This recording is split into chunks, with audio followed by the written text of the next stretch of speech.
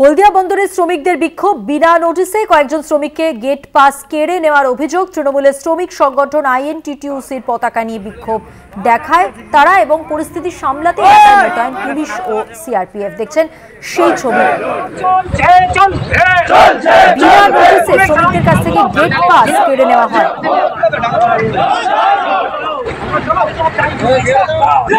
এতটাই পরিস্থিতি উত্তপ্ত হয়ে ওঠে যে পুলিশ এবং সিআরপিএফ নামাতে হয়।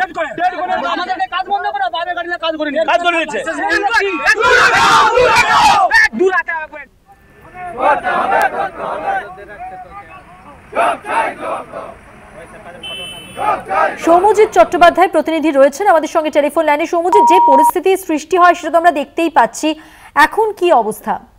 একদমই মধুবন্তীদি, হলদিয়া বন্দরের মধ্যে যে সমস্ত লোডিং আনলোডিং এর কাজ করেন শ্রমিকরা, তাদের একাংশের যেটা অভিযোগ যে বিনা নোটিশে 8 জন শ্রমিকের গেট পাস কেড়ে নিয়েছে বন্দরে যে এজেন্সি কর্মরত AM এন্টারপ্রাইজ।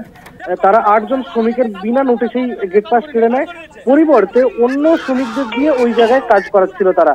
আর এরই প্রতিবাদে একদম সকাল থেকেই হলদিয়া বন্দরের গেটের সামনে আইএনটিটিউসির পতাকা হাতে নিয়ে তৃণমূলের শ্রমিক সংগঠনের বেশ কিছু শ্রমিকদের একাংশ তারা বিক্ষোভ দেখাতে থাকেন এবং বন্দর থেকে যে সমস্ত ট্রাক বেরোচ্ছে লোডিং বা আনলোডিং এর পরে সেই সব ট্রাকের সামনে রীতিমতো শুয়ে পড়ে তারা বিক্ষোভ দেখাতে থাকেন এবং পরিস্থিতি এতটাই হাতের বাইরে চলে গিয়েছিল যে ঘটনাস্থলেই পুলিশ এবং সিআরপিএফ আসে। বর্তমানে একদম পরিস্থিতি শান্ত। সেই সমস্ত যারা বিক্ষোভ দেখাচ্ছিলেন তাদেরকে ওই এজেন্সি সমাধান সূত্র আশ্বাস দেওয়ায় তারা কিন্তু ইতিমধ্যেই বিক্ষোভ তুলে নিয়েছেন। মধুবন্তী, ধন্যবাদ সৌম্যজিৎ। কথা বললাম প্রতিনিধি সৌম্যজিৎ চট্টোপাধ্যায়ের সঙ্গে।